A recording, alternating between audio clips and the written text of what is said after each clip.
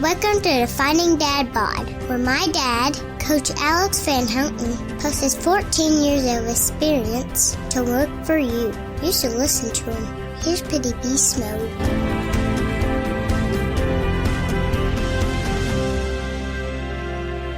Who knows who we could be if we could become 1% better every single day.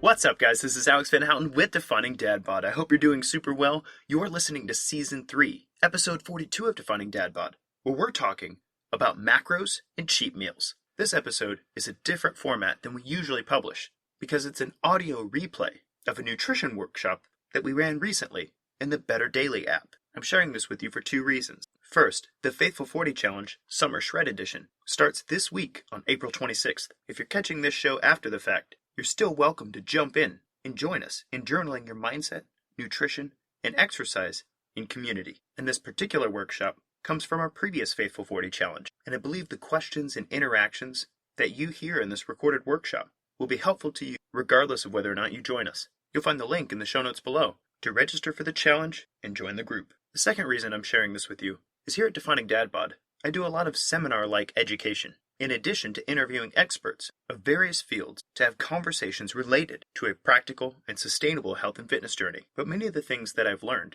that have helped me along my journey, and as a coach, have come from the amazing and thoughtful questions of everyday people who are just trying to make this health and fitness thing work in their lives practically. And so I hope that you find this workshop entertaining, informative, and even inspiring to you as you work hard to become 1% better every single day. This episode is full of food for thought for you, so we're going to go ahead and skip that part and get to the main event. Enjoy!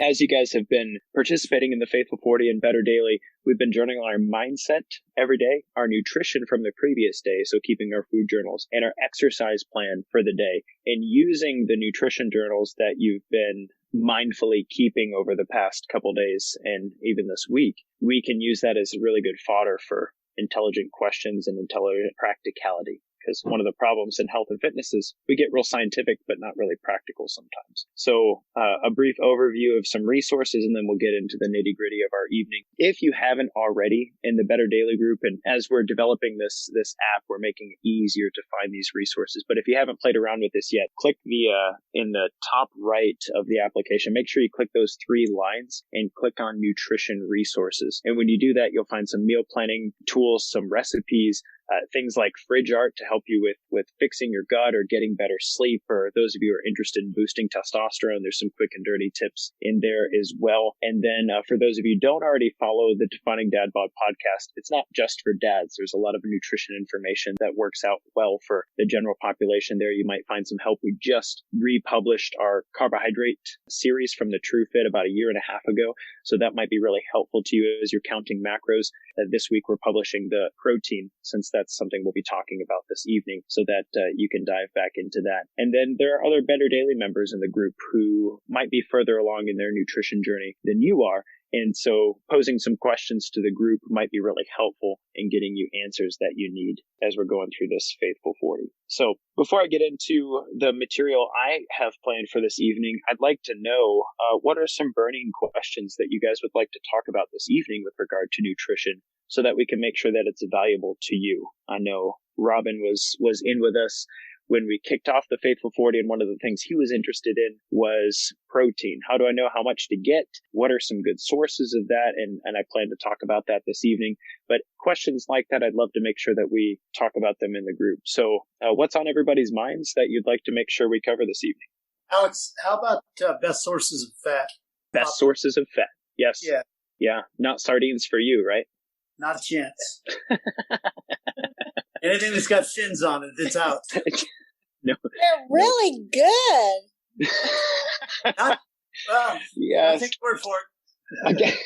I've got one other person who will eat sardines with me on this call, apparently. So thanks, Katie. Appreciate that vote of confidence. No, that's a great question. Good sources of fats is definitely worth talking about. What else is out there that you guys want to cover? They talk a lot about, when you see diets and stuff like that, they say that you should always let yourself have a cheat day. How do you feel about that? That's a fun question. I think we should definitely talk about cheat days. Thanks for that. Okay. Cheat days, fats, anything else you guys want to make sure we get into? How about, the best sources of carbs? Yeah, good question. I just had a coaching instead of whey bread. Yeah, what else is there? What other carbs are there in the world besides muffins and bread? And ice cream, yeah. Good. Okay. That's carbs, cheat days. Don't forget about the proteins. I won't forget about the proteins. We might as well just have a really good workshop on macronutrients, right? There you go. Hey, I'm cool with that. I'll talk macros all day. Good stuff. Any other questions out there or topics that you guys want to make sure that we get to dive into this evening? They'll come. Hey, man, I like that fireplace in the Lee household. Thanks for that ambiance there. Oh, are we showing the fireplace? You are, but keep it. I love it. That's great. Oh, okay, well, back to the fireplace then. Hell, we can't see anything. We don't know what's going on here. We can't see ourselves. We're recording the nutrition workshop, and what you see is the PowerPoint and then a nice fireplace. Like by the fire, you can learn your nutrition. This is good. Thank you for that. We're flying blind here, so welcome to the fire. That's good. All right. Obviously, if other questions come up during the conversation this evening, please ask them. I will routinely make sure that if there are questions that we get to stop down and address them. So I like to review this slide each time I do a workshop, especially with regard to exercise, nutrition, and lifestyle. And it's important to understand the larger mechanism behind nutrition. I'm not going to spend a lot of time here today. I just want to make sure that it's solidified in your mind that in the old way of thinking with regard to health and fitness, that if you Google, what are the best sources of fats, for instance, or how much should I eat of carbs in a day, you'll inevitably find yourself in a conversation about calories and how it's really important to make sure you balance your calories in versus calories out. And what I presented last week and what I continue to present in my work is a much more sophisticated view of how nutrition actually impacts the body. So this evening, if you'll draw your attention to the lower left there, where it says nutritional input, the nutritional input is the things that come into our face, basically. And that's water, that's tea, that's coffee, and alcohol, if that's something that you have as a part of your diet, and then also the foods that we eat. And our nutritional inputs affect us on both sides of the DNA reconstruction process. So on the left side, we have internal messengers. Those are things that we eat that signal to the body that it should make a change on the inside. So an example of that might be sugar. Sugar is an internal messenger. When you consume sugar, it tells your pancreas to release insulin, and that has a cascade of effects on the body. Some of them good, some of them not so good, especially given a particular athletic condition. And so your nutritional input can affect those internal messengers, and then downline your hormones and neurotransmitters. Additionally, nutrition can be an external messenger all by itself. Alcohol is a very good example of an external messenger. So ethanol actually has an effect in our bloodstream until it's metabolized in the liver, and then also has a few other effects during its metabolism that can affect our hormones downstream as well. And then last but not least, on the left side of the DNA there, our nutritional input can affect our microbiome. So every time you're feeding yourself, you're also feeding all the little bugs in your gut. And when I say gut, we really mean small and large intestine, not necessarily your stomach. Those are the place where many bacteria reside currently in you. And when you eat things, those bacteria have to break them down into their constituent parts in order for you to actually absorb them into your body. And so your nutritional input's not just feeding you, it's also feeding your bacterial colonies. And Lisa's question about carbohydrates is very relevant to the microbiome conversation, because there are carbohydrates that we could call good carbs that feed good bacteria, and there are carbohydrates that we could call bad carbs that aren't feeding bacteria that you really want to keep around. And so that we'll get into that in a bit. And then on the right side of the DNA pathway, so when your body is recreating its own cells and it's saying, hey, we've got some dead cells over here, we need to replace them, then on the right side of that equation, your body actually builds itself out of the food that you feed it. So when we talk about proteins and fats, this is really an important part of that conversation. If anybody remembers maybe sixth grade science, once upon a time, you saw that little picture of the cell with the membrane, and then you had all the little organelles in there. Your body's continually creating new cells, and that lipid bilayer around the cell is actually made of the fats that you consume. And the organelles and the protein enzymes and whatnot are made of the proteins that you consume. And so we literally become what we eat on that side of the equation. And so nutrition affects our reconstruction, the execution of our DNA blueprint, the resilience of our body to damage, and then also proliferation. That is how often you can reconstruct yourself. And so I bring this up because your macronutrient profile and where you're actually getting your foods from, and whether or not you incorporate a lot of cheat days in your world, have a lot more to do with the right side, this larger, more sophisticated version of what's going on in your body versus the calories in versus calories out. So as we're talking tonight, I want this to just kind of be an overarching theme. We'll come back to this picture when we talk about exercise and its effect on the body next week. And then the following week, we'll come back to this picture when we're talking about mindfulness or beliefs, when we're talking about better mindset. So before I move on, this sometimes brings up questions, especially when I start challenging the calorie front. Do I have any questions, comments, or concerns out there before we move on to the picture of macronutrients and talk through some of those nitty-gritty pieces? Everybody good? This makes sense to everybody across the board? Okay, cool. Awesome. So what you see in front of you on the slides here is a potentially very complicated look at nutrition science. There's a lot of components, right? So the questions we've received this evening actually really fall into both the basic interventions and the advanced interventions. What you see on the left is your individual genetic expression. This is who you are given, when a mommy Pat and a daddy Pat love each other very much, they come together and they make a new Pat Lee, right? And that's Pat Lee's individual genetic expression is on the left. And then there are a whole host of things that are worth considering with regard to what Pat should be eating before on the right, what he actually gets to eat in a day, right? So the biological components on the left there are your microbiota, your dietary intake, your exercise program, right?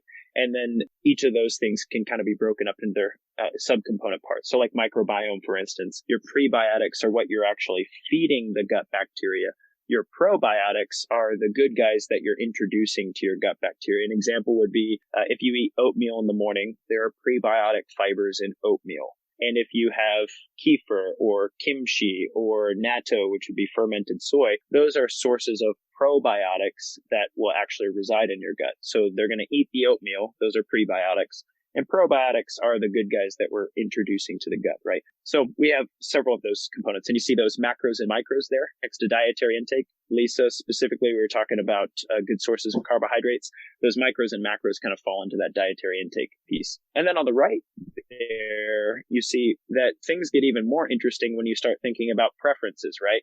Pat says, hey, what's a good source of fat? And I say, man, sardines are an amazing source of omega-3 fatty acids. And Pat says, over my dead body, I'm not eating sardines. That sounds terrible, right? Yeah, how about Dairy Queen?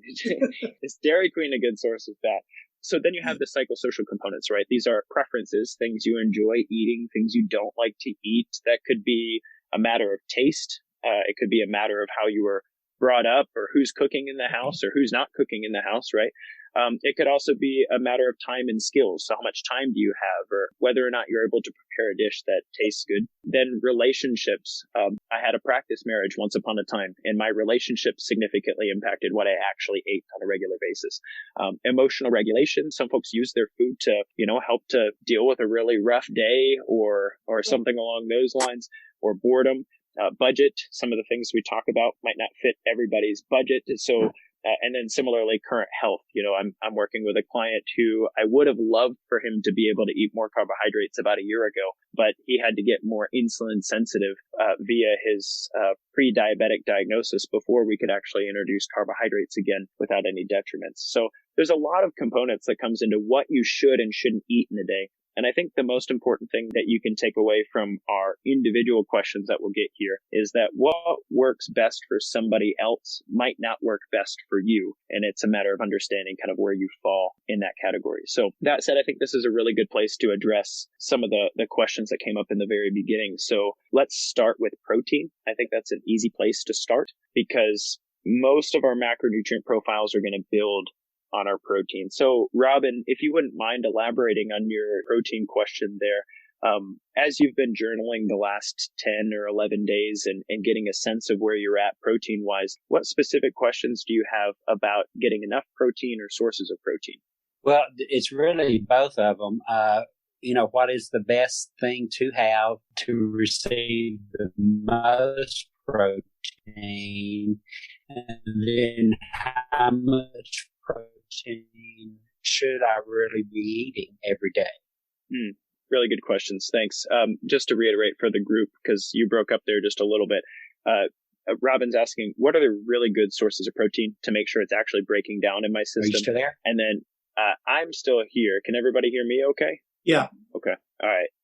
Robin, it looks like you're breaking up a little bit on your end. So if you missed the answer to your question here, Yes. I would encourage you to check out the recording just to make sure it comes through straight for you. But as I understand the question, what are really good sources of protein? How much should you be eating? And then is there a way that you need to be varying your sources in order to make sure you're getting what you need, right? So the simple answer to this question is, first, when it comes to protein amounts, as we get older, Yes. we need more of it, right? So in our 30s, we don't quite need as much protein as we need in our 60s because we break it down much better as we're younger. That's a result of digestive enzymes. So when it comes to making sure that John Bearby threw a question down about smelly gas and veggies, so that's exciting. I'm excited to deal with that as well. But the that's real life.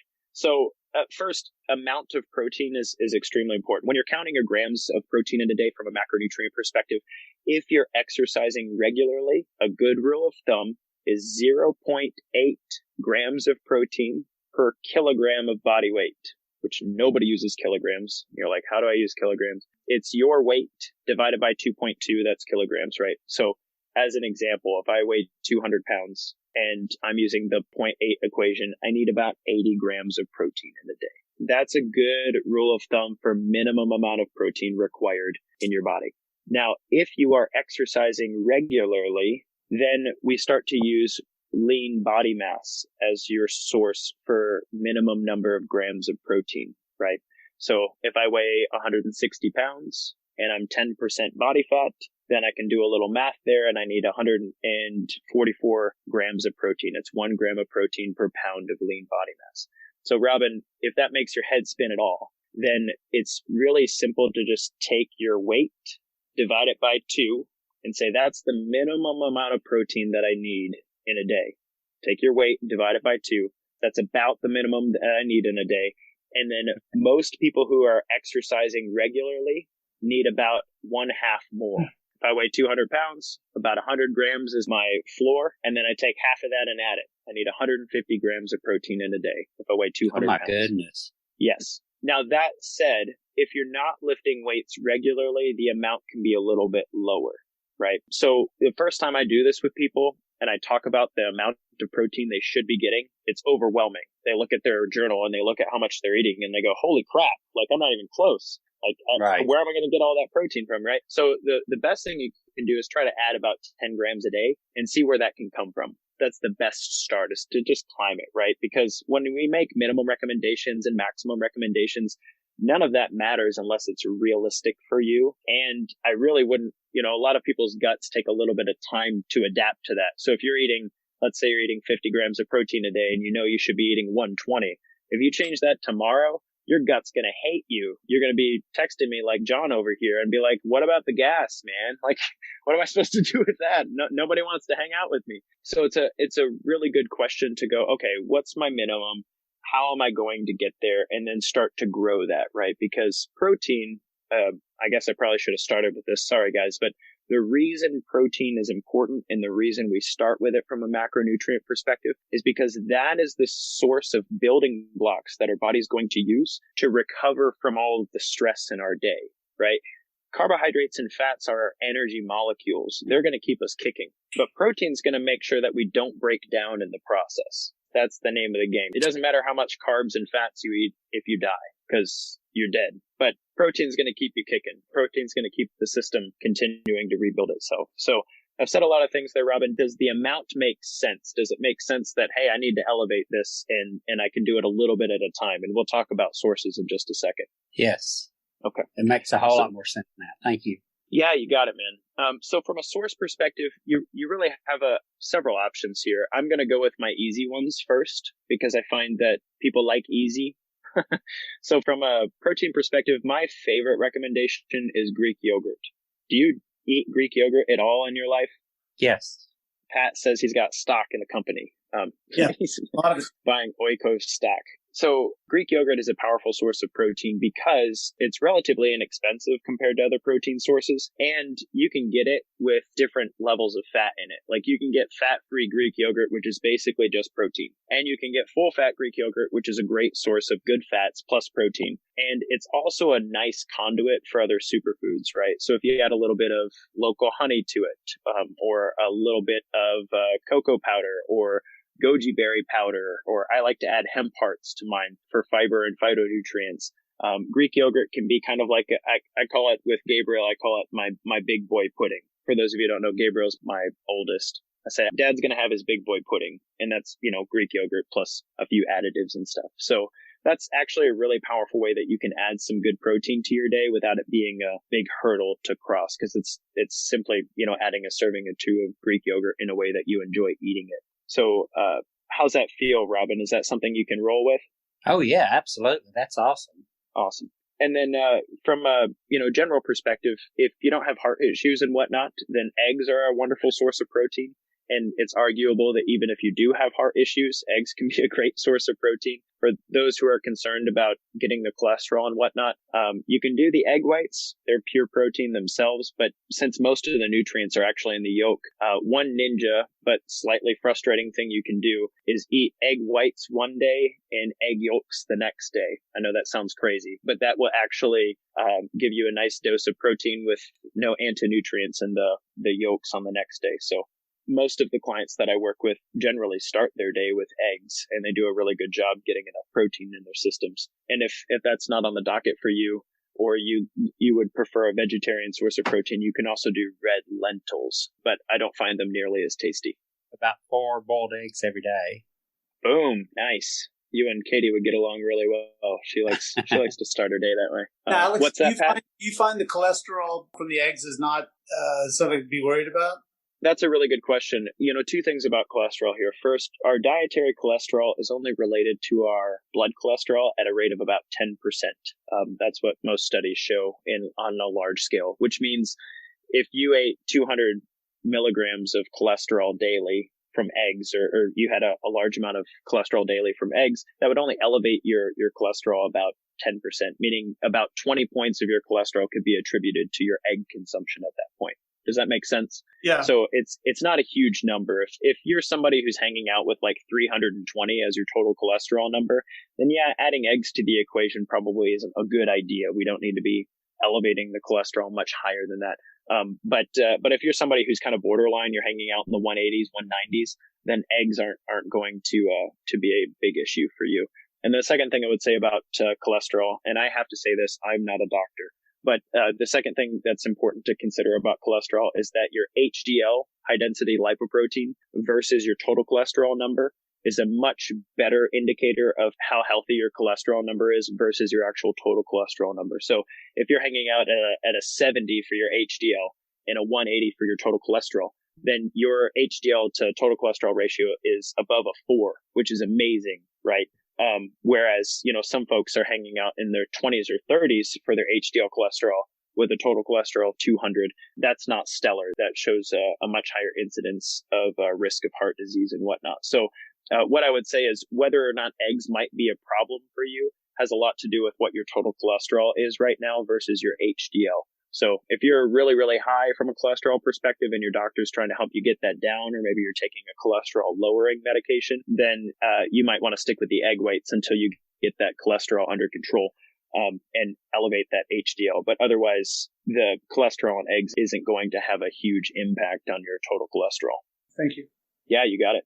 The last thing I'd say, Robin, about your protein thing is if you can make sure that you get protein at every meal in some form or fashion. So you're having those boiled eggs in the morning, maybe getting some Greek yogurt with a snack, maybe incorporating some leaner proteins at lunch and or dinner in 3 to 6 ounce servings, then that really will be all you need to get over that protein hump. That's easily, if you're having 3 to 4 meals a day, that's easily 100 grams of protein a day or more if you're getting a decent serving at each meal. I feel like I've said a lot here. Am I bringing up any other questions for you as we're talking through this?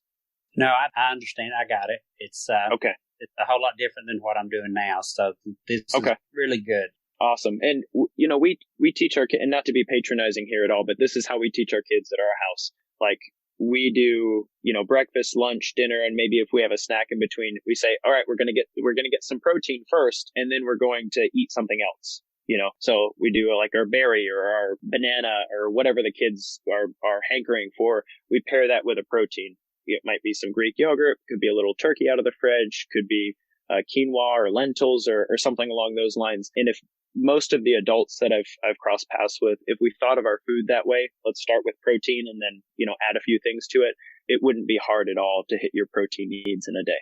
Good question. Any other questions out there before I switch gears and talk a little bit about carbohydrates and fats? All right, cool. It looks like Tim joined us. What's up, Tim? Just wanted to make sure and say, hey, you don't have to unmute if you don't want to, but appreciate having you, brother. So I had a quick question. Yeah, go ahead, John. To unmute. Do you have any preference between protein sources from animal protein versus plant protein? That's a good question. Gosh, man, if there's any vegans or carnivores in here, sorry, I'm going to stomp some toes. But there's a lot of debate on whether or not we should be consuming plant versus animal proteins. And the debate can go from like a religious zealousness about, you know, all the poor lambs and all the way to our environment and all that stuff. What I would say about that is there is reason to believe that there are people who do really, really well with animal proteins versus people who do really, really well with plant-based proteins. There are extremes of that equation, right? And the vast majority of us fall in the middle.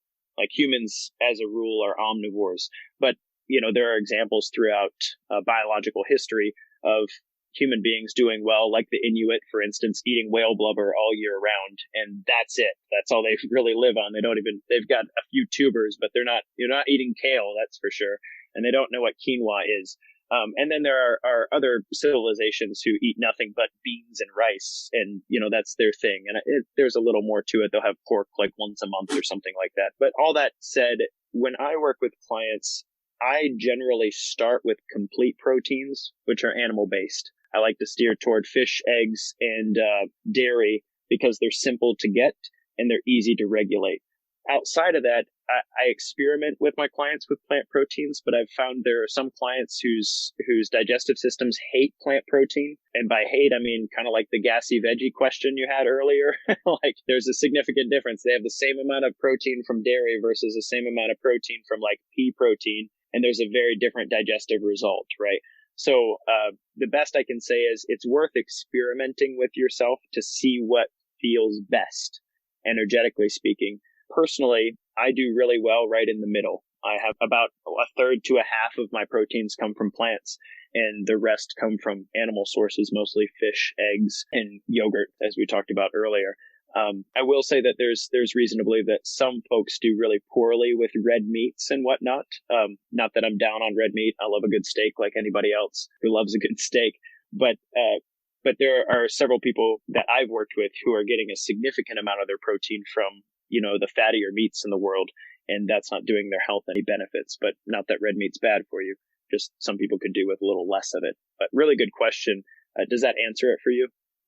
Yes, I was also wondering, does the body, you talk about how everybody's body is slightly different. Does the body as a mechanism benefit as far as breakdown composition from an animal protein versus a plant protein? as far as like bioavailability? It's such a good question because sorry, I'm getting a little advanced geeky on that. No, that's good. It's not clear. It really is not clear because at the core of it, every single person on this call right now, or every single person listening to the replay, you break down protein to the same constituent parts that I do, regardless of where it comes from.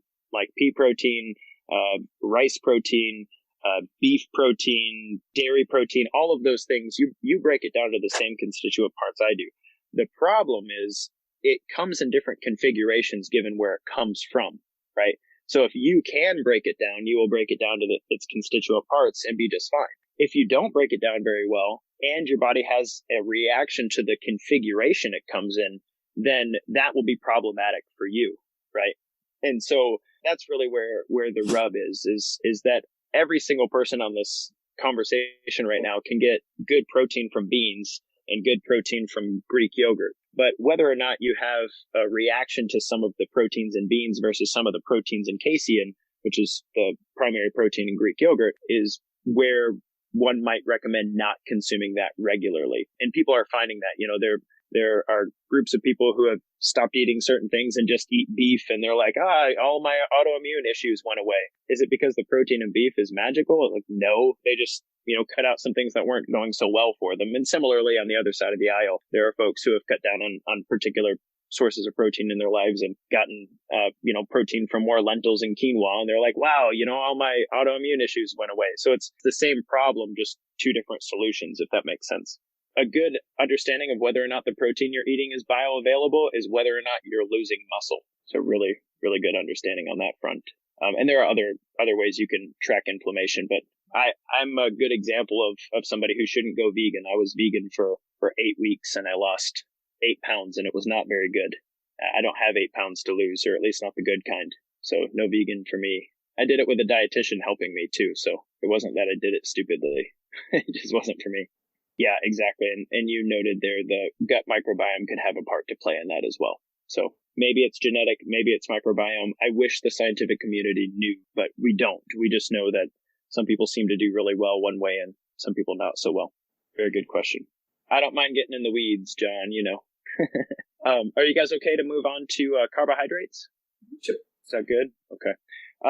So that kind of brings me to the next slide, which isn't that different, except generally I think of macronutrient periodization as an advanced thing. So carbs and fats are energy molecules, right?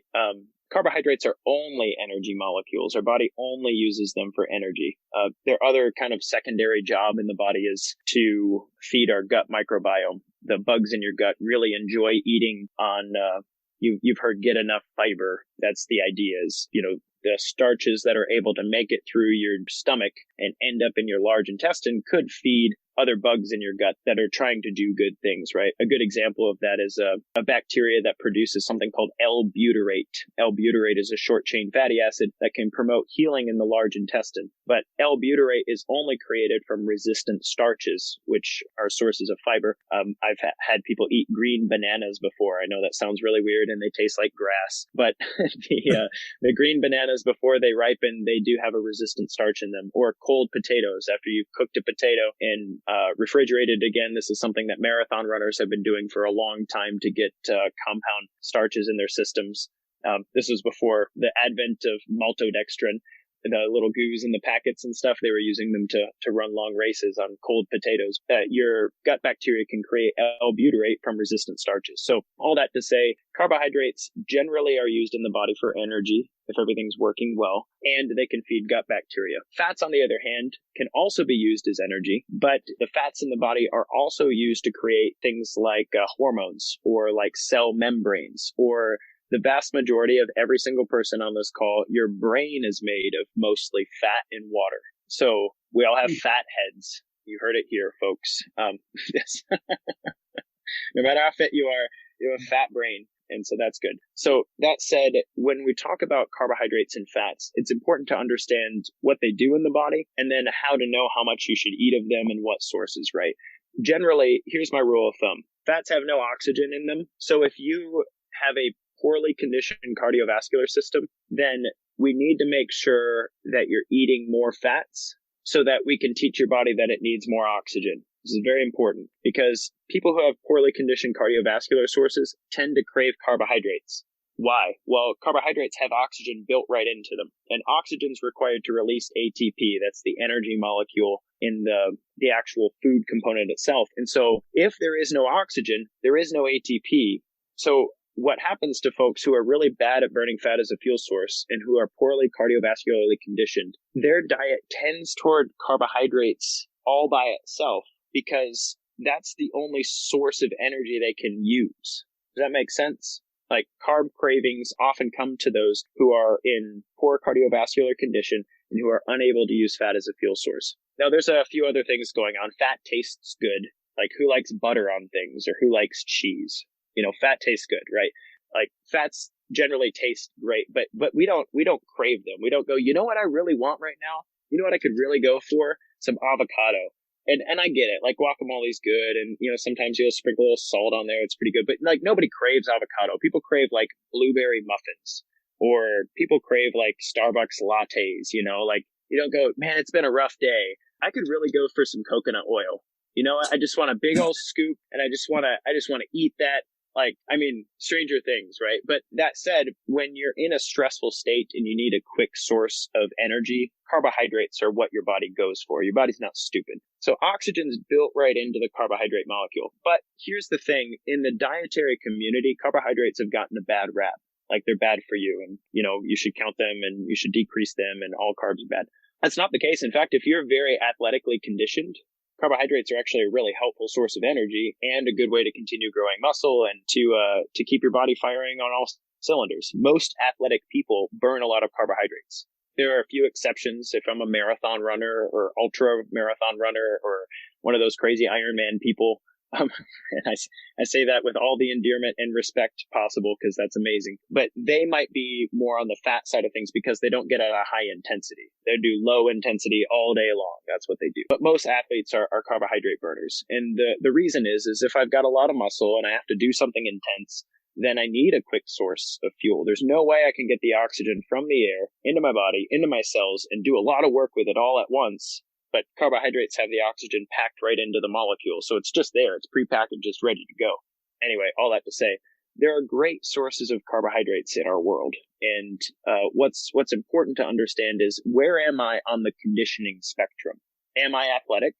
If so, my carbohydrate sources, I mean, I can eat a lot of different carbohydrate sources and it not be a bad thing for me. Even sugar. Like, sugar is a bad thing. I've preached against sugar a lot for the general population. But if I'm athletic, I'm nuking through that stuff, man. It's not a big issue. Now, if I'm on the deconditioned side of things, or if I have a considerable amount of body weight that I'm carrying around, that relates to insulin resistance. And insulin resistance means that my body will not respond well to the carbohydrates that I consume, and therefore will not use them as energy. Instead, it'll swell me up, make me all inflamed, and I will store that as fat.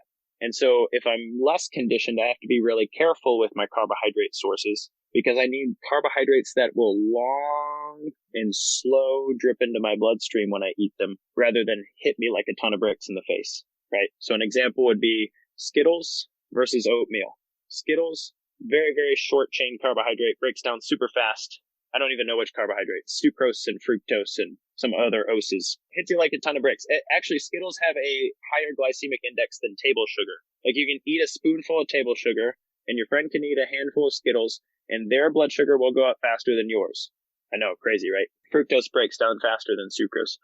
So anyway, oatmeal on the other hand, like 2 hours later, you're still getting some of the carbohydrates from that. It's hitting your bloodstream nice and slow, nice and easy. And chemicals. Yellow 40 in Skittles, hyperactivity in children, not the sugar. Anyway, so sources of carbohydrates, we're really looking at what are nice, long chain, complex carbohydrates if I'm on the less conditioned end of the spectrum, right? So fruits, I like berries. Berries have an extremely low glycemic index, like blueberries, blackberries, raspberries, strawberries, even grapes in there. And the reason is because the carbohydrates are paired with fibers, which cause them to seep into the bloodstream much more slowly. So the glycemic index for this might blow your mind. If you don't take anything else away in the carb front, Lisa, blueberries have a lower glycemic index than rice. Blueberries have a lower glycemic index than long grain brown rice. I'm not talking about the crap minute rice. I'm talking about the good rice. Blueberries have a lower glycemic index than rice. So your fibrous, long-chain carbohydrates can come from good fruit sources. And then similarly, good carbohydrate sources are vegetables. Carrots are, I really like potatoes, but not like your russet potatoes. I'm talking about like your little gemstone potatoes, the purple ones and the orange ones and the red ones. Those are extremely high in polyphenols, and they have much longer chain carbohydrates in them. And so you can get some great carbs from those. Now, one of the things that I watch out for with clients when I'm recommending carbohydrates is that some folks are particularly sensitive to things like wheat and corn. For a number of reasons. We don't have to talk about atrazine and GMOs and all that stuff, but some folks just do well to steer away from them. And it doesn't mean that they need to cut carbs out completely. They just, would do better with something like potatoes and oats than they would their Walmart bread, right? I pick on Walmart bread. It's not Walmart. What is it? Wonder Bread? Is that a thing? Okay. It smells like bleach, Bread should have a particular smell that's kind of intoxicating. I've never been to France, but that's what I imagine France smells like, given what everybody talks about from France. Anyway, like bread should smell like that, not like, smells like cheese product. Sweet. I'm glad Walmart's not on this call. They're going to be like, this guy. So I've said a lot of things about carbs. I'll talk about fats in a second, but what specific questions do we have around carbs? Because I could keep yakking about this, but I want to make sure it's relevant to you. I like what you said about the potatoes by trying the smaller ones and the red one. Also, we have brown rice sometimes. I mean, I try to not have as much like brown rice or pasta, but we do have whole wheat pasta if we have pasta. So. Yeah, and that's really tasty. When I was growing up, we did like a stir fry, and I was a kid, so I had small glycogen stores and stuff, which means I needed more carbs in a day. And my mom would make a big giant plate of rice, and she would throw on the veggies and the meats and stuff on top of that. And so like the foundation of my plate was carbohydrates, and then the rest was veggies and proteins. When you're a kid without any insulin issues, that makes sense. But when you're an adult and you're not getting 30,000 steps in a day, because what am I doing? I don't know. I like to do this. This is like my 5-year-old's life all day long. He's just dancing around. Like that's plate of rice plus veggies plus protein, because he's just like, he needs all the oxygen built into the molecules he can get, right? Like he needs all the carbs, but we don't. And so when you eat that, as an adult, I've had to learn carbs are a side. They come on the side of the stir fry. Like I got my little mound of rice here, and then I have my veggies, and then I have my protein on top of it, right? And the same thing goes with spaghetti, and the same thing name anything. Like carbs used to be the main course for me as a child. But, as an adult, unless you're on the gain train over the summer and working out 2 hours a day, like you don't need, like that doesn't need to be the foundation of the meal. So that's a mental shift that really helps folks, is think of your carbohydrate sources being on the side and good, your potatoes, your rice, your whole grain pasta, right? Your veggies are a bigger portion of the plate compared to carbs. And then your proteins need to be at least as big as the carb portion, if not larger. And I'd say that like I'm like orchestrating your meal. That's generally from a macronutrient perspective, that'll work out well. Right. Okay, great. Thanks. At what point in life does the quantity of carbs decrease? Everybody knows this. They just don't say it. It's the point in life where all of a sudden your gut doesn't look the same as it used to.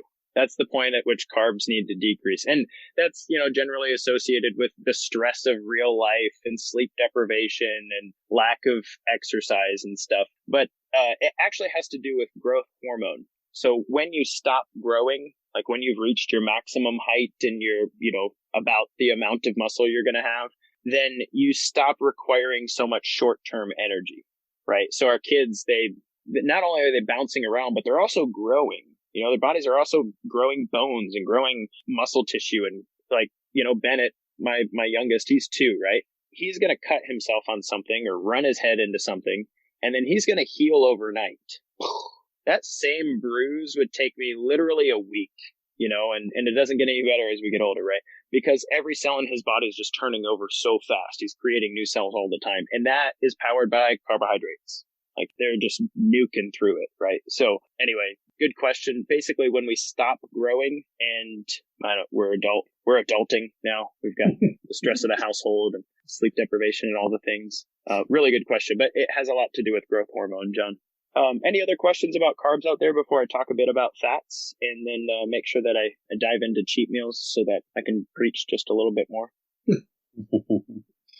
I have a sermon, comes from the cheat meal book of the Bible. I'm just kidding. It's not in there. That's sacrilege. All right. So fats. Pat asked a great question. What are some good sources of fats? Now, this is a loaded question because fats are very complex. But in general, we have basically two strong types of fats. We have our saturated fats and our monounsaturated and polyunsaturated fats. All that means is how much hydrogen is connected to the fat molecule. Our body actually needs a certain amount of each type of fat in order to construct itself. And you don't have to worry about that too much because your body's going to do its thing pretty well, right? If you're following the recommendations that I've made up until this point, focusing on good lean sources of protein in general, getting enough veggies and carbohydrates in good ratios, don't eat a dozen eggs at a time, that sort of thing, you're actually going to get a pretty decent amount of fat in your world. What I've noticed people are mostly lacking on are your polyunsaturated fats. So when we say what are good sources of fats, we're talking about polyunsaturated, primarily omega-3 fatty acids. And so those of you who have heard a lot of my talk on my show before or have worked with me as a client, I have at one point or another tried to force you to eat canned fish in some form or fashion. I'm like, you should try sardines, you should try mackerel, you should try salmon. Yeah, tuna's good, but it could be higher in mercury, try the stuff on the lower chain. And the reason I'm so passionate about that is, one, you get more protein. Two, you get omega-3 fatty acids. And everybody wins, right? Because omega-3 fatty acids make the inflammatory response in our bodies dampened, much, much less intense, right? And so I generally encourage people to try to figure out how to eat fish. And, like John was saying just now in the chat, wild salmon is vastly superior in taste to the canned salmon. And I have canned wild salmon too, but there's just something about a sockeye fillet, right? Oh, so good. But that said, that's not, is Patrick making puke faces over there? So he's shaking his head. It's like, But there's hope. First of all, some smart person somewhere decided, hey, we could make a supplement out of this. And that's actually really helpful. Some people just, they're not going to develop a taste for fish, and it's a good place to get omega-3 fatty acids from a supplement, which is great. And even then, I've worked with folks who are vegan or vegetarian who are like, I don't want to contribute to the overfishing of the oceans. I'm like, hey, you know what's cool about that? Some other really smart person was like, where do fish get their omega-3s from? And turns out they get their omega-3s from algae. Algae makes omega-3s.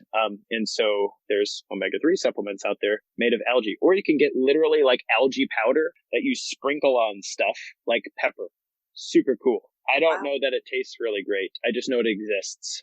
So if you want to sprinkle some algae on your whole wheat pasta and be like, there's my omega-3s for the day, you can do it. It is the 21st century. The world is your burrito. So, in a smoothie. in a smoothie, exactly right. So outside of my annoying obsession with fish, other good sources of protein, olives are horribly underrated. Like, I don't like the taste of them personally. Like, my wife will tell you, I'm one of those people who are like, some people hate cilantro. Like, it tastes like dish soap to them. There's actually a genetic component to that, which is kind of fun. But that's not me. I love cilantro, like, all day in the salsa, right? But I'm like that with olives. I don't know why. I would rather have goat kefir than olives, which is saying a lot because goat kefir is terrible. So anyway, but they're pretty underrated for the average folks. So if you don't mind olives, that's a solid source of healthy fats that you can work into your life. And I'm not talking like martinis. Like, I'm talking like actual olives, like just, eating the olives. And then as far as like nuts and seeds go, a lot of folks aren't aware of, people like, oh, I'm going to eat some nuts. So they have like a handful of almonds. In the nut and seed world, you're really selling yourself short there. Cause like almonds are, I don't know, they're not that good. They just really aren't. You got to like add a bunch of maple syrup to them or like pepper and wasabi to make them even like, oh, that's interesting. But like there are much better things in the world that are good sources of fats, right? So like chia seeds are a personal favorite of mine. first of all, I grew up with tapioca pudding. Does anybody remember that? My uncle had me convinced they were fish eggs. But chia seeds make tapioca pudding. That's not what tapioca pudding's made out of. But chia seeds have a soluble fiber in them that when you put them in a liquid, it expands and takes on that like kind of mushy like tapioca. I don't know what else to call it. I'm not selling it very well here. But anyway, it's super good. I put chia powder on my Greek yogurt. You can find that in like a packet somewhere with, it's just powder. I just sprinkle it on there. That's a really, really good source of polyunsaturated fats and a few other micronutrients that chia seeds have in them, like zinc, molybdenum. It's really hard to say fast. Molybdenum. Anyway, it's good for you.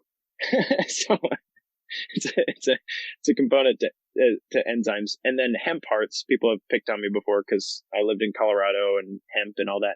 Hemp hearts are not cannabis. Like they're just the seeds from the hemp plant. And they're really, really high in polyunsaturated fats as well. So I've named a few things here, Pat. Chia seeds, hemp hearts, olives are a really good source. If you're going to do the nuts thing, get a little more creative than almonds. You can do like pistachios. The only problem I have with nuts is they're so easy to overeat.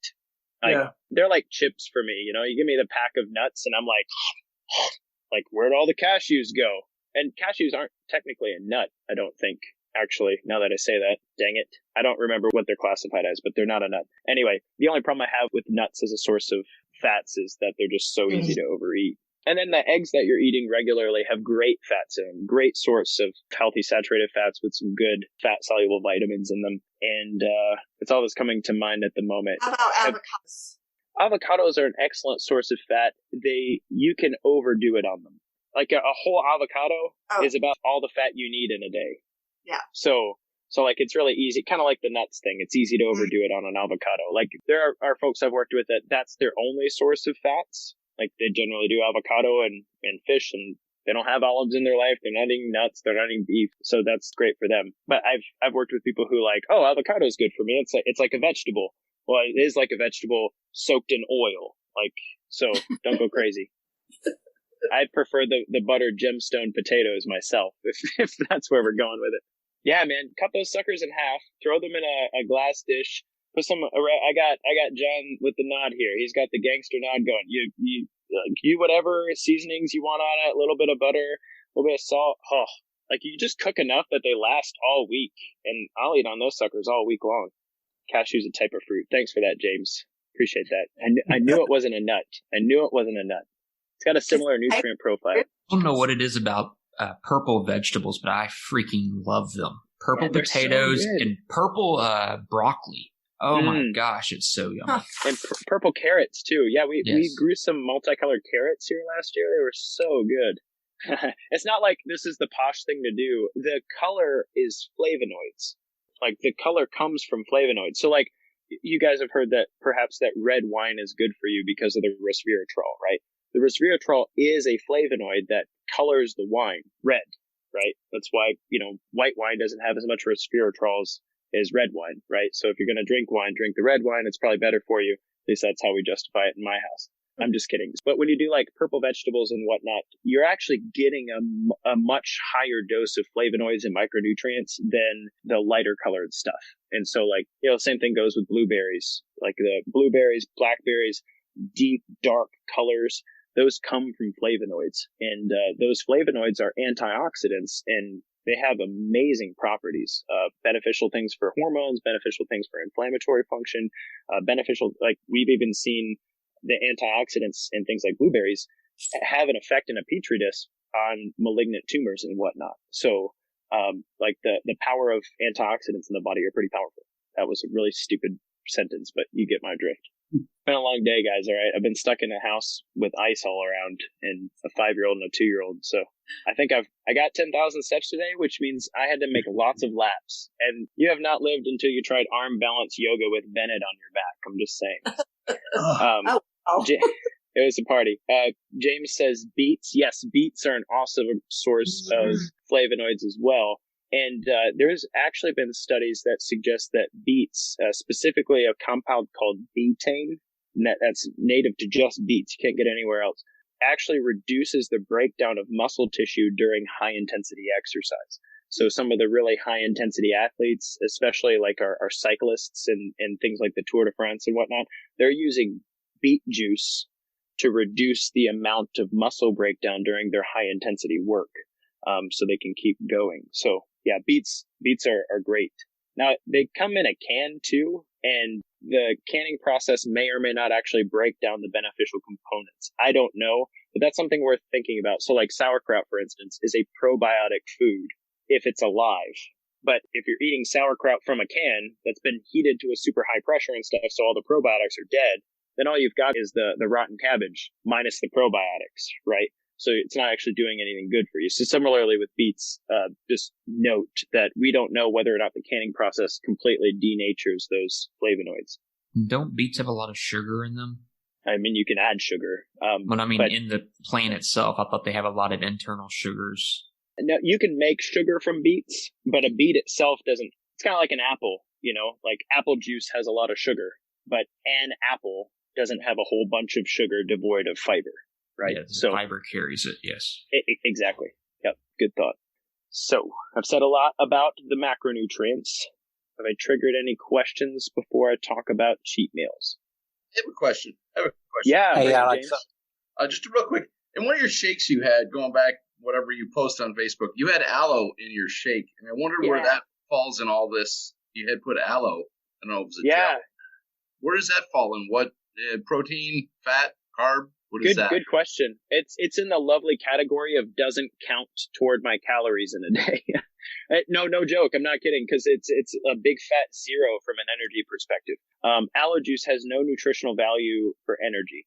Aloe juice, so if you've ever had a sunburn and you rub aloe gel or something or aloe plant on it, it can actually help the healing process. And it's not just anti-inflammatory. There's some strange components to aloe that we don't understand. There's about 22 different flavonoids that we have identified in aloe, and we don't know at all how they work. But I will say that there are some studies around aloe in the digestive tract, specifically around inflammatory cytokines, related specifically to ulcerative colitis and Crohn's disease, and then also some autoimmune disorders. And aloe ingestion seems to help to calm the inflammatory cytokines. So I wrestled with an ulcerative colitis flare-up in February of last year, and after wrestling with whether or not I had colon cancer or something like that, aloe was one of the things that I came across. And so I've since incorporated aloe into my daily consumption. It's not every day, but probably most mornings, about 5 out of 7 mornings a week, I'll drink about 4 ounces of aloe. I'll put it in my kefir. I'll drink it by itself. I'll put it in a shake or something like that. And the goal is just to, kind of calm the inflammatory markers in my gut. The only cautionary note I would say about that is we know that there's an upper end of aloe that may or may not anger kidneys if you have kidney disease and whatnot. We don't know what that upper limit is. For most of my clients, they say just stay below 8 ounces a day and you'll be fine. And it's not the aloe gel itself. It's the latex of the aloe plant. And it's impossible to completely distill that from the juice itself, because the juice actually comes from, if anybody's seen like an aloe leaf in the grocery store, pick it up, If you open that sucker up, the gel is edible. If you try to eat the latex, you'll hate your life. It's awful. It's worse than goat key. It's terrible. It's not edible. So the good stuff is the gel, and the latex is it's like glue. Gabriel and I were goofing around with it. I was like, oh, this tastes terrible. You should try it. That's how we do things. Oh, this smells awful. You should smell it. So anyway, good question, James. Aloe does not play into your carbs, fats, and kind of like green tea or ginger. It's not a significant source of actual energy molecules or protein, but it could be a source of other polyphenols that you might find beneficial. Good question. Robin, I think you had a question you were bringing up, brother? Yes, but I don't remember what it was now. Oh, snap. Did I get you with the aloe? Yes. That sounds gross. I don't know. People joke that my taste buds are dead. I hate olives. I don't know. They work. I hate olives, so we're okay with that. Olives are correct. Katie actually visited our house recently, and she drank aloe juice with me, and she likened it to flat ginger ale. It kind of reminded her of flat ginger ale. I mean, that's not bad. No. I have another client who swears that it is the worst. It's like drinking pond water. And I'm like, how do you know what pond water tastes like? And she's like, that's not the point of my quip here. So I guess to each their own. But This doesn't help sell it either. Here in our Walmart, you can find aloe juice near the stool softener. Has nothing to do with stool softening. I don't know why it's over there. Makes no sense. I'm going to chalk it up to Podunk USA, not knowing where aloe juice goes. So I don't know where they keep it in your grocery store if you want to give it a shot, but it's not expensive and, it's easy to try. And if it makes your digestive system happy, then why not? I don't know. Once you've woken up at 3 a.m., and I'll leave out some of the details, in excruciating pain, you'll try anything once. Yeah, I've got Crohn's, so that is shoot. No one's ever told me. Yeah, man, aloe. You need to connect with me after this. I have some magic to share with you. Okay. I don't know if it'll fix everything for you, but it can definitely help. I got real nerdy with the research at one point, and I was in the rabbit hole. I was hanging out with curcumin and aloe and ginger and all kinds of fun players. We got to be close friends. My wife's like, "What is all this?" I bought this stuff. Just like, what is that? I was like, "Don't worry about it. But if it works, we're good. Like, no colonoscopies, no immune suppressants. We're good." So Katie asked about cheat meals. She had to ask about cheat meals, didn't she? Thanks for opening that can of worms. So this is a complicated subject because, first of all, I think I speak, and if I don't speak for you, sorry, but I think I speak for everybody on this call when I say none of us are cheaters. Like, each one of you are hardworking people who don't take the easy way out, or at least if you have tried to take the easy way out, it didn't work out very well, so you didn't do that anymore. So I hate the word cheat meal altogether. Like, as a concept, it's annoying, but I understand why it exists, right? So a couple things. First, you'll notice on the previous slide that I mentioned the 90-10 rule under basic nutrition interventions, the 90-10 rule. Why the 90-10 rule? Well, some people would define it as 90% of the time I'm on my diet, quote unquote, and 10% of the time I'm not on my diet, and that's okay. And as long as you do that, then that's a good balance to, achieve your goals, whatever those might be: weight loss, health, muscle growth, good performance. And there's an element of truth to that. But I think of the 90-10 rule differently. I think of the 90-10 rule as 90% of the time, my nutrition reflects what's best for me. And 10% of the time, my nutrition serves a different purpose than just what's best to eat, right? So like French toast with my kid on a Friday morning, take him out to breakfast. We have French toast. Is French toast good for you? No. In no universe can I explain French toast being good for me, period. Maybe it's after leg day. Like, I get an insulin spike and, oh man, those muscles are like, thank you, God, for all these carbs, right? But that's about the only, and that's a really weird backdoor explanation for French toast being good for me, right? But I would say French toast with my kid on a Friday morning is a good thing. Why would I say that? Well, I see a lot of nods. The people who have kids know what I'm talking about. Sometimes you need to have French toast with your kid. Like, it's good. Right. It's a good thing to do. Even if it's not necessarily good for you, right? John says it's a mental reward. Man, I'm building a relationship with my son. It's nice. It's fun. Dude, if you ask me, Alex, what could you have for breakfast for the rest of your life? Like, if somebody was going to fan you with a fig leaf and make you whatever you want, I'd be like, French toast, baby. That's what I want. That's the thing that I want. Like, I don't want pancakes. Like, eggs are good, but they're not that good. French toast is where it's at. That's how I feel about that. And you can disagree. That's okay. So all that to say, 10% of the time, what I eat has nothing to do with what's good for me. And for my life, that balance is really good. That balance is really good. Nutritionally speaking, it helps from a body composition perspective, helps my digestive system, helps me feel good about what I'm generally eating. I don't look in the mirror and go, God, why'd you eat any of that today? What's wrong with you? But it also keeps me, I've worked with a lot of people who have gotten to a strange place in their life where they're like, I hate food. I'm sick of food. Food's stupid. I don't want anything to do with it. And I don't remember the last time I enjoyed any of it because things have been too restrictive or it's been too difficult or maybe I've even hurt relationships because I wouldn't, have cake with my wife on her anniversary or something. And that was a big deal. Whatever. The point is the 90-10 thing in my world has a lot more to do with a healthy balance between what food can be good for me and then the cultural, the emotional, the psychological aspects and relational aspects of food as well. So that said, Katie, my thoughts on cheat meals are, I wish I could call them something different. I know why they're called what they're called, but I would really prefer to reframe that in the sense that in 10% of my week, which is probably about 2 to 3 meals, depending on how many meals you eat in a week, in 10% of my week, if I'm eating for a different reason than what's good for me, that's fine.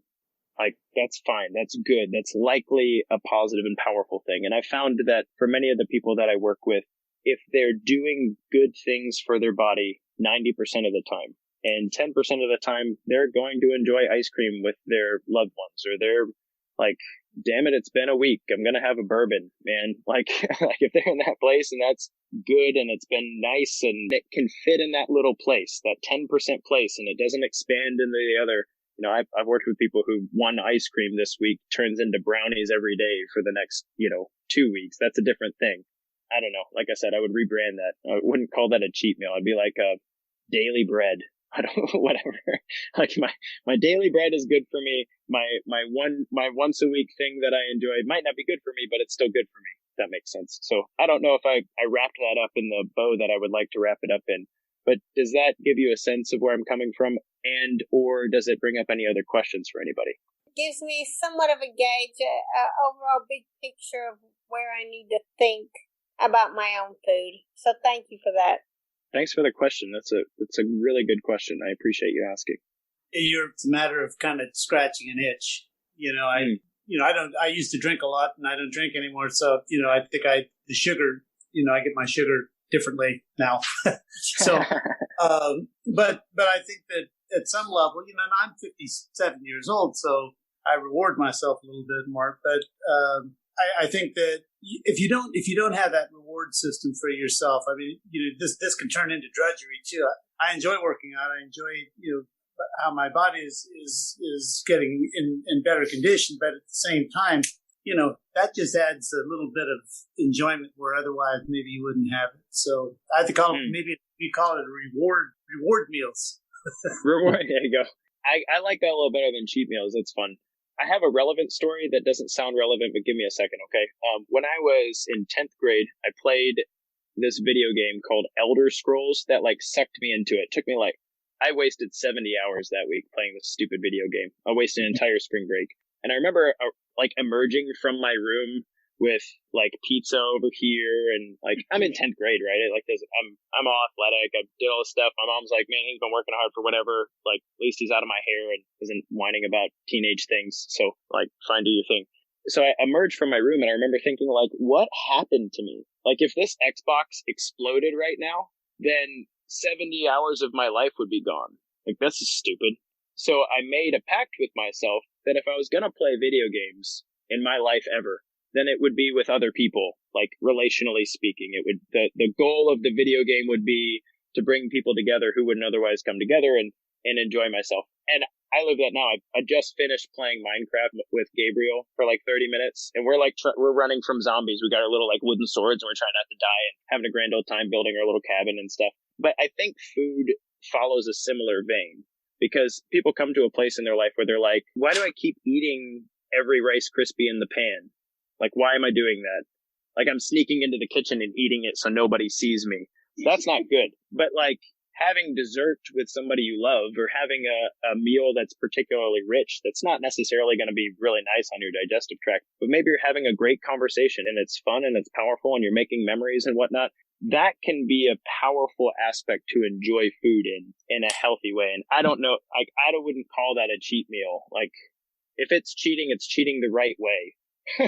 But there's a different aspect where it's it's not necessarily a cheat. It's more I'm not me right now. This isn't who I want to be, and the food's owning me, if that makes sense. The video game owned me for 70 hours, and that's not good.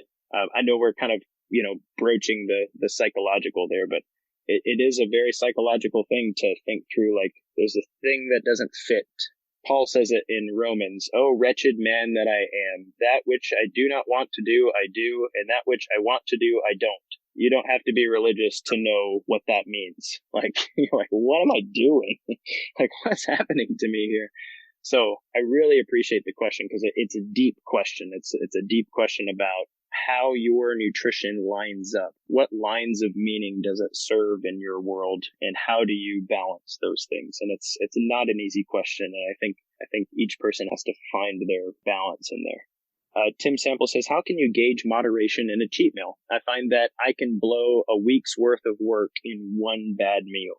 That's a really good question. And kind of wrapped up in there is like, what does it mean to blow a week's worth of work, right? Because some people can gain like 7 pounds in one meal, and it's not 7 pounds of food. Like I can eat a lot. I've never eaten 7 pounds of food. Maybe there's some people who have eaten 7 pounds of, like Kobayashi ate like 130 hot dogs at one time. That just sounds gross. Anyway, like in 3 minutes, he was just shoving them down. I don't even know where they were going. It's a good question because when you have made the decision that I'm going to eat something that's not necessarily good for me, but it's good for me, right? It's not necessarily good for my body, my goals and whatnot. It doesn't really serve all of those purposes, but it serves a purpose mentally speaking that's important to me, whether it's a relationship or whether it's, you know what, hey man, sometimes a man needs Chipotle in his life. So as far as that goes, if you can, it's such a good question because kind of the like I go to French toast with my kid and I'm not like measuring my syrup. I'm going to put syrup on my French toast. Like that's how it's going to go. And if that one piece doesn't have enough syrup on it, more syrup's going on that piece of French toast because some French toast just absorbs the syrup and that's good French toast. Tim, I think that when you're talking about moderating this meal, a couple things come to mind. The first thing that comes to mind is it's super important that after the meal, you get right back to your groove, right? Because for many people, one meal becomes a day or two. You know, oh, I had this at that meal, so I'm going to eat this, this, and this. It doesn't even matter, you know. I saw this in a client's food journal. He hasn't had soda and this is actively one of his goals, not to drink soda. He doesn't want it in his life and all that stuff. He hasn't had soda. He hasn't had XYZ. There's been a bunch of stuff. And then he had a road trip and he, at the gas station, had his soda like right in his face. He's like, oh, I'm going to have that. And that turned into 2 double quarter pounders with cheese. And the next morning was like a sausage McMuffin. And I know like being on a road trip is hard, but he has not had fast food in like 3 months. And I mean, he doesn't need to beat himself up about this, but the soda was like the gateway to all of the stuff. So make up your mind that I'm going to have a meal and enjoy it. And that's the end of it. There doesn't need to be an after party. I don't need to wake up in a ditch. Like it's there it is. You know, I had my meal and it was good and I enjoyed it and it was wonderful. And now I'm getting on with what's good for me. Right. And yeah. The second thing I would say about that is, don't set yourself up for failure. Okay. Cause some people will, if they're gonna, let's say I know that I'm going to go enjoy a really rich dinner. Don't starve yourself all day to save your calories. And then you're hungry and like wanting to eat everything but the kitchen sink. And then you're just like, just going to town, you know, because you're hungry. So don't set yourself up for failure that way. And I'd say the last thing I'd say is on the other end of things, you can set yourself up for success in a different direction. If you know that today is going to be a heavy cheat meal day, then today also needs to be your heavy workout day. Set your body up to be in a position to use that extra energy well. And I mean, that's true evolutionarily speaking. If I was going to eat a mammoth, that would be after all day of tracking it down and, you know, dragging it back to camp, which is a lot of work, by the way. I haven't killed a mammoth, but I hear it's tough. So make your cheat meal a workout day cheat meal. Like you did legs today. You did some heavy interval cardio. Maybe you did a 2-a-day today. I'm not saying you need to earn your cheat meal, but if you're looking to reduce the impact of that meal on your entire week, then that would work really well for you. So don't set yourself up for failure. Don't like fast until the meal or something. Work out that day hard enough that you're in a good state of recovery. And then make sure that you get right back on the horse afterward. Because if your meal, I think I said all this stuff to come right back here and say, Katie, I think the big thing with the cheat meal is if I've planned it, it's not a cheat. Like it's part of the plan. If I'm like, hey, I'm going to have this meal and it's going to be enjoyable. And then tomorrow I'm going to go back to normal. My default, my good default, that's good for me. Then it's not a cheat. It's part of the plan. It's like when the professor stands at the front of the class and is like, at the end of the test, I'm going to ask you a gimme question and give everybody 10 points. You know, like that was part of the plan. It's not a cheat that he handed you 10 points because your curve sucks. Really good question, Tim. Does that help, man? I feel like I said a lot and I want to make sure that it was meaningful or helpful. Okay. Thumbs up, he says. Cool. Good questions. You know, one more note about that. Some folks, if you've been eating really well and then you eat, I don't know, not well, your body blows up like a balloon. your inflammatory markers are like, what was that? I don't even know. It's like, and it's not fat. Like you can't gain 10 pounds of fat in a meal, but you can, you're 70% water already, plus or minus a few percent points. So adding 3 pounds of water is no big deal. Like most of us can add a few pounds of water. If you've had a martini with lots of olives, you know what I'm talking about. Like your fingers swell up. My wife did that with chicken stock before her son was born. They just kept feeding her this really salty stuff, and her feet were like this big. Like after 30 hours of labor, she was just like, it was impressive. She's a tiny chick, so it was weird. It's very weird. Anyway, you can gain a lot of water. So when we gain weight, we can just say it's water. That's exactly like, wow, it's just water, Alex said. But if you can do some things to reduce your inflammatory markers, that can be helpful too. So like I mentioned aloe juice. Aloe juice actually reduces inflammatory markers. Curcumin, that's the active phytosome in turmeric, reduces inflammatory markers, can help with that. And then just getting a good sweat on, like dry sauna, hot shower, hot bath. You can do it the old-fashioned way and put like 5 sweatshirts on and go for a jog outside. But give your body an opportunity to clear out some of that retained water, and that can help too. Because if you're tracking your progress in terms of weight, and one meal can erase your entire week, it doesn't mean that you've gained fat that you lost this week in one meal. That doesn't generally happen, but you can lose some of the progress from your weight loss the next morning when you weigh and you're inflamed. So wrestling with that and just decreasing your water weight and giving your body an opportunity to decrease your inflammatory markers can be helpful. Guys, I feel like we crushed those questions. What else is out there before we get to call it a night and all of us get some great sleep and plan our next French toast binge? I'm just kidding. Tomorrow's Friday. That's right. Yes. No. Gabriel and I are due for a French toast date, but it probably won't be in this icy weather. Alex, I just want to thank you because I really got a lot out of tonight. Yeah, good. I really is awesome. Good. Well, thanks for coming, Robin, and I appreciate the questions. Well, I've learned that some of the things I'm doing is, even though I thought I was eating everything healthy correctly, I'm not. So it was awesome for me. Oh, good.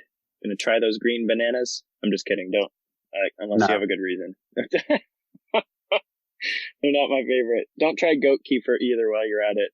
I'll just save you the trouble. So kefir is a fermented dairy drink, right? And so it's created when bacteria metabolize the lactose. So people add like a culture to just a normal thing of whole milk, and the bacteria will eat up the lactose, and it's a probiotic drink. You can drink it. It's like liquid yogurt would be a good way to think of it. And it's not bad. It really isn't. Yeah. Buttermilk? Similar. Very similar. Very similar. Just a higher probiotic buttermilk. count. Yeah. Buttermilk's very fattening, though. That's right. So buttermilk kefir, very fattening?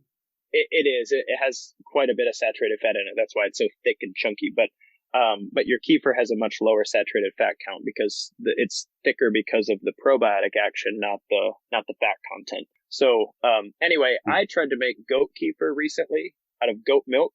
Like I added my kefir starter to goat milk and it metabolized the lactose. The thing about goat milk is it has a much lower lactose component. So there's nothing to take the sour edge off of it when you drink it. So like, I'm like, oh, okay, kefir. I drink kefir all the time. I go to drink it. I'm like, oh, what is this? This is terrible. So I finished it. I choked that sucker down over 3 days, but I'm never again. No goat kefir in my world. Yeah. I'll save you the trouble. Don't do it. Yeah. You guys let me know if you have anything else weird you want me to try. I'll give it a shot. Guinea pig. I'll try anything once. Well, guys, thank you. It has been a pleasure. I appreciate your time and energy this evening, and I'm really looking forward to the rest of the Faithful 40. Next week, we'll get together for better exercise. Same time, same place. So I'm really looking forward to fielding your questions about cardio and weight training there. Awesome. Okay. Nice to see you guys. Thank you. Yeah, nice to see you too. Thank you guys for coming. Drive safe. Watch out for the ice. Hope the ice melts.